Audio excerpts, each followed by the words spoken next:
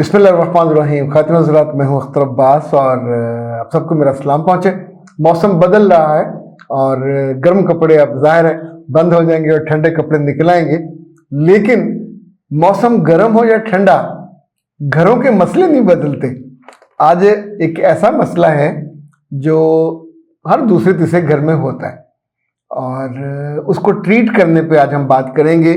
थोड़ा डिफरेंट अंदाज ट्रीटमेंट का आपको फायदा देगा। पहले हम उसको इशू सुन लेते हैं। और फिर जब मेरा दूसरा बेटा पैदा हुआ, उनका एक बेटा था और दूसरा जो था वो मेरी जेठ का बेटा जो है, दूसरा बेटा उनका था एबनॉर्मल था। उसमें मेरा कसूर तो नहीं था ना। ये लोग इन बातों को तो समझते नहीं है।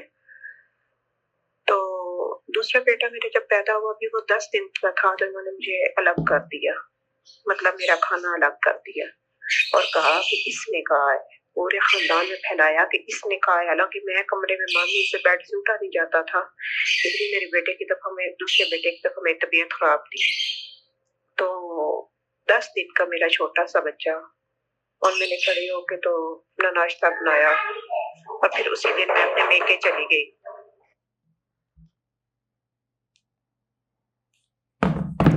अच्छा, ये छोटा सा क्लिप आपने सुना। ख़वातीन जब किसी इशू पे एलेबोरेट करती हैं या रिपोर्ट करती हैं, इनफैक्ट जैसे थाने की जो FIR है उसकी बुनियाद पे बहुत ज़्यादा जुल्म होता है। थाने की FIR आमतौर पे 90% झूठ होती है, यानी जो वाक़या नहीं हुआ होता उसको एलेबोरेट किया जाता है। एक बंदे ने अगर फर्ज करें कसोन मारा है, कसोन मतलब मुक्का मारा है, तो वो साथ साथ जोड़ते हैं कौन दूर खड़ा था, किसने ललकारा मारा, किसने बाबा बाबा किया, किसने उसको कहा मारो खींच के, किसने ये कहा कि दाएं तरफ नहीं बाएं तरफ मारो। हुआ कुछ नहीं, लेकिन वो सब लपेट में आ जाते हैं। चाचे मामे ताए जिसको चाहे उस FIR में डाल के आप अंदर कर दें। अच्छा, आप इतनी सी बात, एक मुक्का लगा था तो बात खत्म हो जानी थी, उन्होंने सॉरी भी कर लेनी थी। अब जब आपने इतने लोगों को लपेट में लिया तो ये सब किसने किया? आपके हाथों हुआ, साइन नीचे आपके हैं, रिपोर्ट आपकी है।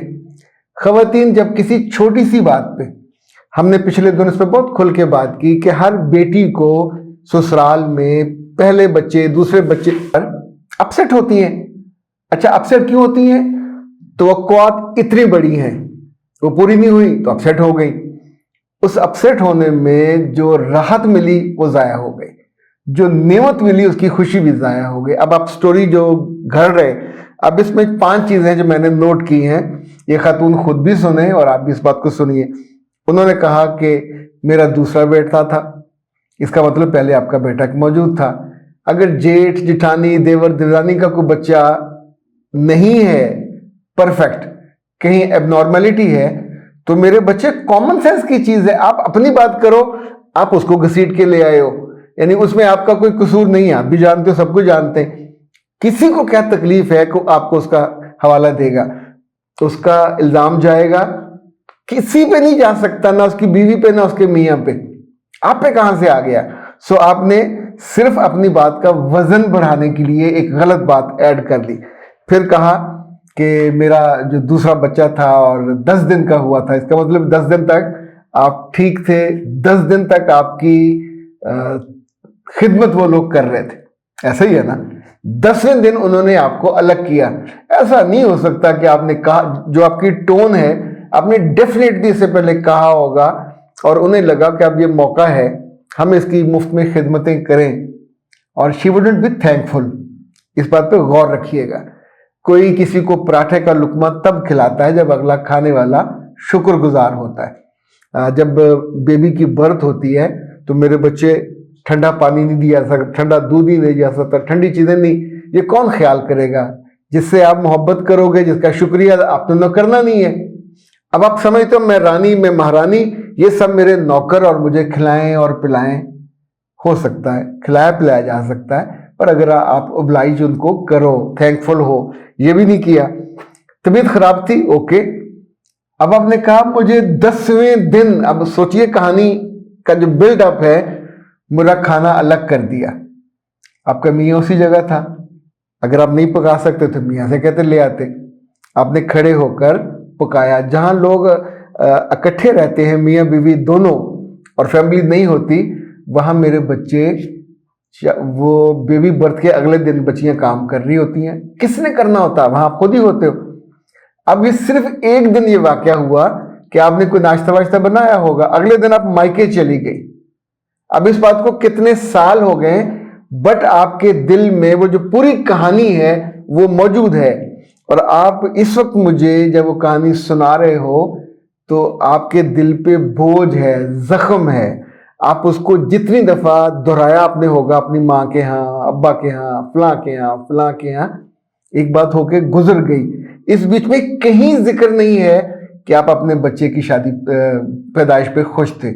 इसमें कहीं जिक्र नहीं है कि आपने और आपके मियाँ ने उस पर कितना अल्लाह का शुक्र अदा किया। इस पर कहीं जिक्र नहीं है कि बच्चे की पैदाइश पे आपने कितना सदका किया।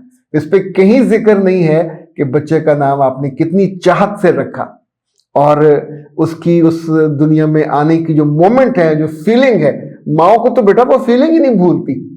पर जब आपका दिल एक खास तरह की कैफियत में जीने लगता है तो फिर हमें सिर्फ दूसरों की खराबियां नजर आती हैं। फिर इन्हीं लड़कियां आरजुएं करती हैं कि उनको, उनका किचन अलग हो जाए। आपका हो गया, एक दिन हुआ, उस पर भी आपने मसला बनाया। इस बीच में जो मैंने इस हवाले से जितनी भी गुजारिशात करता होता हूँ, ऐ मेरी बच्चियों, ऐ मेरी बेटियों, अल्लाह आपको हदायत दे, पर अल्लाह आपको हदायत नहीं देगा जब तक आप हदायत को खुद जफ्फी नहीं डालोगे, जब तक आप हदायत को खुद अपनी तरफ नहीं बुलाओगे। These are non issues. इसके मुकाबले में अच्छा ये सब वैलिड है 100 नंबर, तो अगर आप घर तोड़ दें क्या, मियाँ छोड़ दें, बच्चा उनको दे आए, अब घर वापस आ जाएंगे उस एक दिन के लिए कि एक दिन मुझे खाना नहीं दिया, कहा खुद बना लो। Don't do that. जब जब लड़कियां ये एबनॉर्मल एटीट्यूड करती हैं, अपना हंसता बसता खुशियों भरा बरकतों भरा घर बर्बाद करके आ जाती हैं। सो इशू जो आपका है, दुख उतना बड़ा नहीं होता जितना हमारा रद्दअमल बड़ा होता है। तो हर दुख के साथ उतना सा रद्दअमल, पर ससुराल में रद्दअमल नहीं दिया जा सकता। वहां उसको इंगेज करना, जब्त करना, बर्दाश्त करना सीखना चाहिए। सारी उम्र पड़ी हुई है। जब आपके अपने बच्चे होंगे उनको कुट मार लीजिए, अपने मियाँ पे भी कुट मार लीजिए, फिर देखिएगा कि वहां कहाँ कहाँ से क्या क्या रद्दअमल आता है। ये जो चीजें जिसको आप जुल्म समझते हो, ज्यादती समझते हो, मेरे बच्चे इतना बड़ा नहीं होता, मगर आप उसको एक्सप्लेन करते हुए बहुत बड़ा बना देते हो। जेन्युइन चीज अगर इतनी सी है, एक्सप्लेनेशन में इतना बड़ा होगा तो फसाद बनता है। उस फसाद की आग में